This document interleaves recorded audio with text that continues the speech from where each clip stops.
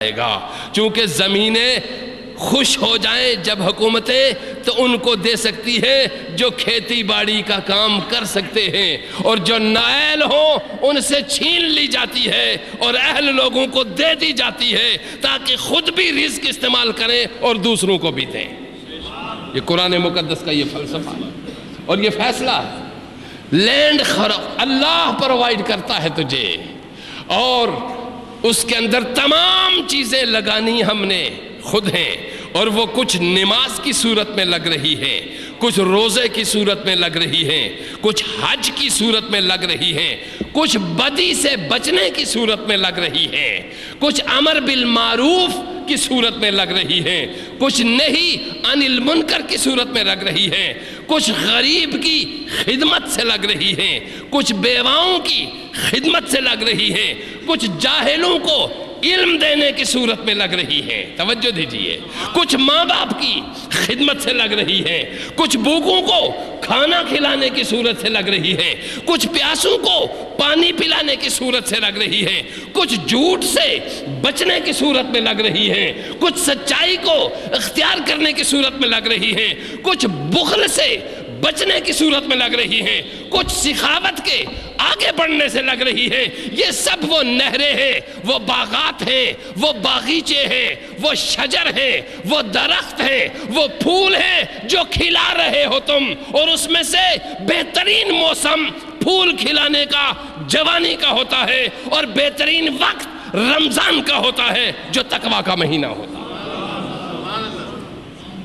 یہ وقت جہاں ایک پودا لگانے سے رب کہتا ہے 10 لگا دوں گا، تو ایک کی کوشش کر میں وہاں 10 لگاؤں گا، اور اگر تیرے اندر ہمت ہے اور خلوص ہے اور تو سب کو بھول گیا، صرف مجھے یاد رکھا، اور اگر کسی اور کو یاد رکھا تو میری وجہ سے یاد رکھا، میں اس ایک کو 100 میں بدلوں گا، پھر 700 میں بدلوں گا۔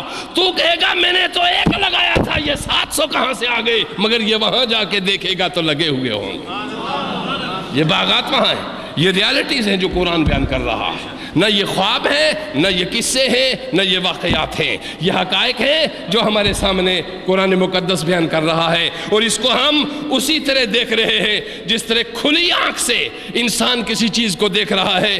کسی چیز کو کھلی آنکھ سے دیکھا جاتا ہے، کسی کو کھلے دماغ سے دیکھا جاتا ہے، کسی کو کھلی بصیرت سے دیکھا جاتا ہے، اور کسی شے کو کھلے بیداری شعور کے راستے سے دیکھا جاتا ہے۔ تمہاری آنکھ سے نہ آسماں کی رفتیں پوشیدہ رہ سکتی ہیں، نہ عرش پوشیدہ رہ سکتا ہے، نہ لوح و قلم پوشیدہ رہ سکتا ہے، نہ کرسی پوشیدہ رہ سکتی ہے۔ کائنات ہست و بود میں تمہاری آنکھ سے کوئی چیز پوشیدہ نہیں ہو سکتی، بشرطے کہ تم خدا کی آنکھ سے نہ چھپو۔ تم اللہ کی آنکھ سے، اللہ کے سامنے سے نہ ہٹو، تمہارے سامنے سے کوئی چیز چھپ نہیں سکے گی۔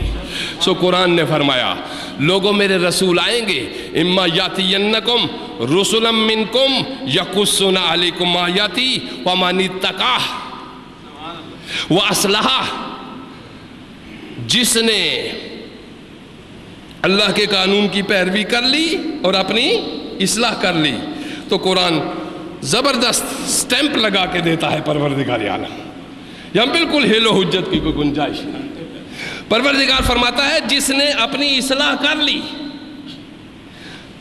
جس گناہ کو اس نے دیکھا کہ یہ میری زندگی میں پایا گیا ہے، اب میں آج سے اس کو چھوڑوں گا، یہ ہے اصلاح۔ اور چھوڑنے کے بعد ان گناہوں سے جتنا نقصان ہوا اس کی تلافی کرتا ہے۔ اس کی کیا کرتا ہے؟ تلافی کرتا ہے۔ فرائض جو چھوٹے اس کی ادائیگی شروع ہو گئی، اور پھر جو پیچھے رہ گئے اس کو بھی شروع کر دیا۔ روزہ جو یہاں پہ شروع کیا رکھا، اور جو پیچھے زندگی میں رہ گئے، یہ ہے تلافی۔ اس کو قرآن کہیں توبہ میں یاد کرتا ہے، کہیں استغفار میں یاد کرتا ہے۔ اسی تلافی معافات کو کہیں توبہ کہتے ہیں، کہیں استغفار کہتے ہیں، کہیں ندامت کہتے ہیں، کہیں شرمندگی کہتے ہیں کہ تجھے احساس ہو گیا اور وہاں چلا گیا جہاں تجھے ہونا چاہیے تھا۔ یہ قرآن بیان کر رہا ہے۔ احساس کا ہو جانا یہ بڑی بات ہے۔ تو قرآن اتھینٹک بات کرنے کے بعد کہتا ہے پھر ڈرتے ہوئے، سہمتے ہوئے، چھپتے ہوئے، کانپتے ہوئے، شرمندہ ہو کر میرے پاس نہ آؤ۔ پمانی تقا، جس نے بچا لیا اپنے آپ کو، جو فرمانبردار ہو گیا، واصلہ، اور جان لیا کہ یہ غلطی تھی میری اور اس کی اصلاح کر لی، فلا خوف علیہم ولا ہم یحزنون، وہ سینے کی ڈنکے کی چوٹ پہ سینہ تان کے میرے پاس آئے۔ کیوں سینہ تان کے آئے؟ کہ اس نے میری بات مانی ہے۔ فلا خوف علیہم، میں نہ اس کو یہاں ڈراؤں گا نہ وہاں ڈراؤں گا۔ یہاں کچھ ڈر ہوتے ہیں، کہیں موت کا ڈر ہوتا ہے، کہیں افلاس کا ڈر ہوتا ہے، کہیں غربت کا ڈر ہوتا ہے، کہیں اولاد کا ڈر ہوتا ہے، کہیں لٹ جانے کا ڈر ہوتا ہے۔ پروردگار کہتے ہیں یہاں پہ جتنے قسم کے خوف تھے، جب تو میرا بن گیا پھر میں لکھ کے دے دیتا ہوں تجھے، ان میں سے تجھے کسی سے ڈرنے کی کوئی ضرورت نہیں۔ دیکھو کسی مذہب میں یہ زبردست بات نہیں کہی گئی، کوئی مذہب یہ اتنی باتیں نہیں کرتا۔ پوپ، پادری، بڑے بڑے مذاہب کے بڑے بڑے اہل علم یہ تو کہتے ہیں کہ 1000، 2000، لاکھ، 2 لاکھ جتنا بڑا گناہ ہے اتنا سرمایہ ہمیں دے دو تو ہم لکھ کے دے دیں کہ یہ معاف ہو گیا۔ لیکن کتاب خاموش ہے، زبور خاموش ہے، تورات خاموش ہے، انجیل خاموش ہے۔ یہاں خود پروردگار اپنے نبی کے تھرو بول رہا ہے، جو میں کہتا چلا جاؤں وہ تم کرتے چلے جاؤ، یہاں عمل لاؤگے، جزا میرا رب تمہیں پیام مسلسل دیتا چلا جائے گا۔ زبردست دین ہے، اس میں کوئی شک نہیں۔ اس کو سوئے ہوئے ہی ہم اسی طرح دیکھتے ہیں جس طرح بیداری میں دیکھتے ہیں، اس کو غفلت میں بھی ہم اسی طرح محسوس کرتے ہیں جس طرح چاکو چاپن جس میں محسوس کرتے ہیں۔ یہ ہمارا دین عظیم دین ہے، یہ ہمارا اسلام عظیم اسلام ہے۔ کاش اسلام کی عظمت کو سمجھتے ہوئے مسلمان بھی میدان میں نکل آئے۔ عظیم ترین دین اسلام ہے اور سست ترین قوم مسلمان ہے۔ ہمیں آگے بڑھنا چاہیے، ہمیں جد و جہد کرنی چاہیے۔ جو ہمارا رب کہہ رہا ہے یہی درست ہے، اور جس چیز سے ہمارا نفس روک رہا ہے وہی غلط ہے۔ قرآن مقدس نے جب یہ کہہ دیا، اب یہاں پہ کیا ہو گیا؟ تقویٰ۔ انسانی معاشرے سے کتنی چیزیں دور کرتا ہے؟ خوف بھی اور پریشانی بھی۔ خوف ان سین، یعنی وہ چیزیں جو نظر نہیں آتی ان کا خوف ہوتا ہے، اور جو چھوٹی چھوٹی نظر آتی ہیں وہ پریشانی ہوتی ہے۔ پروردگار کہتا ہے نہ مستقبل کے خوف سے تمہیں ڈرنا ہوگا اور نہ ان چھوٹی چھوٹی پریشانیوں سے تمہیں گھبرانا ہوگا۔ سنو، اس سے اور زبردست کوئی بات ہو سکتی ہے؟ لیکن اس سے بھی بڑی بڑی باتیں ہیں جو میں آپ کو بتانے لا رہا ہوں۔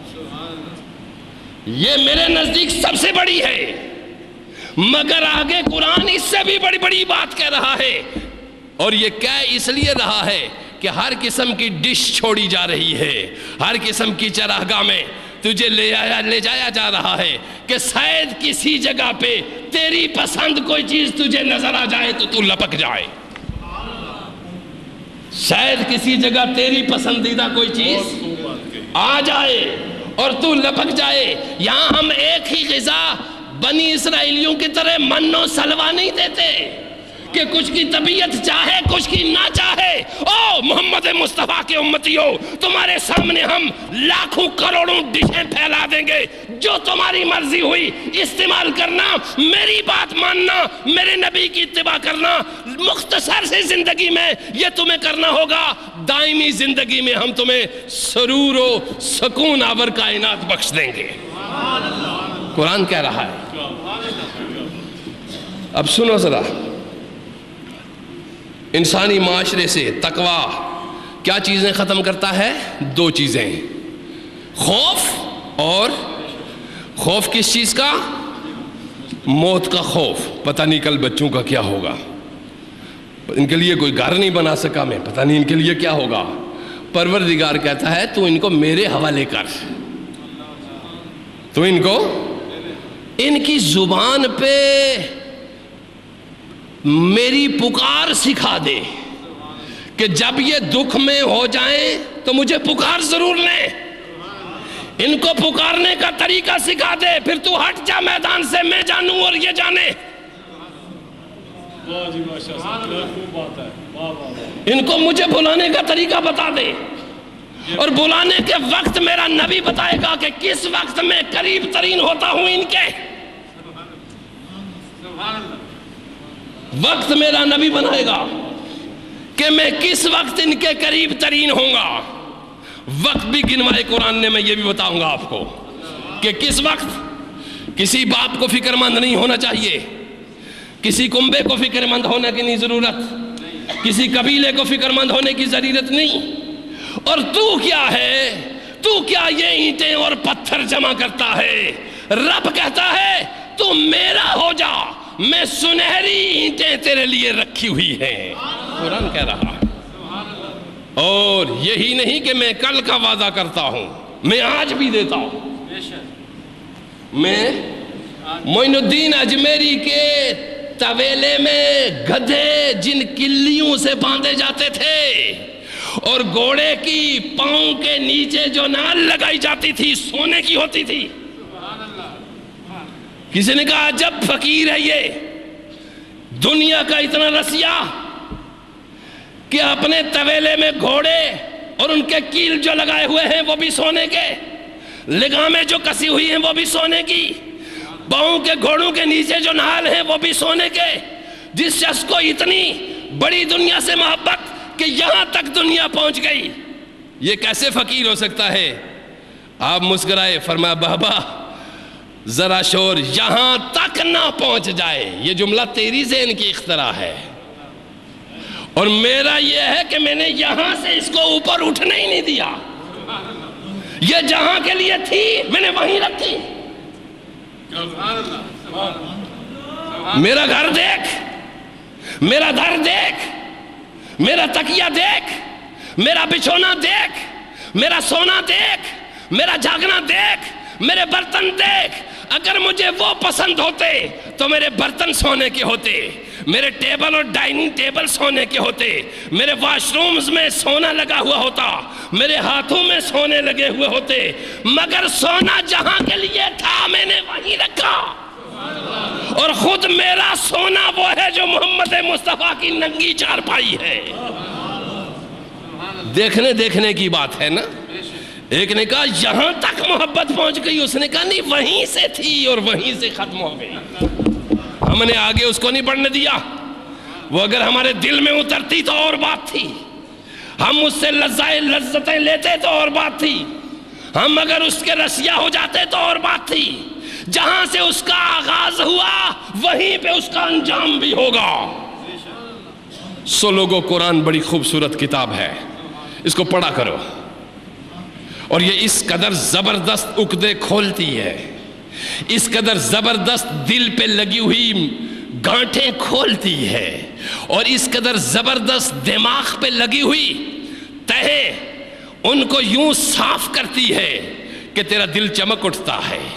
اور وہ جس کا تو کلام پڑھ رہا ہوتا ہے وہ تجھ سے ہم کلام ہو جاتا ہے, درمیان میں سے کلام کو ہٹا دیتا ہے. وہ خود تجھ سے ہم کلام ہو جاتا ہے, درمیان میں سے کلام کو ہٹا دیتا ہے. چونکہ یہ لفظ تیرے پاس ہیں, اس کے اور اس کے پاس کوئی لفظ نہیں ہے. یہ لفظوں کی ساری کھیپ تو نے اور میں نے تیار کی ہے, اس کے اور نبی کے درمیان کوئی الفاظ کا گورکھ دندہ نہیں تھا. سنو, روزے کے مقصد کیا ہے؟ تقویٰ. تقویٰ انسانی معاشرے سے کتنی چیزیں دور کرتا ہے؟ خوف. اور مجھے بتاؤ کون سا آپ میں سے جو میرے سامنے بیٹھا ہوا ہے, ہر شخص کا چہرہ بتاتا ہے کہ کس کو کس چیز کا خوف ہے اور کس چیز کو کس کو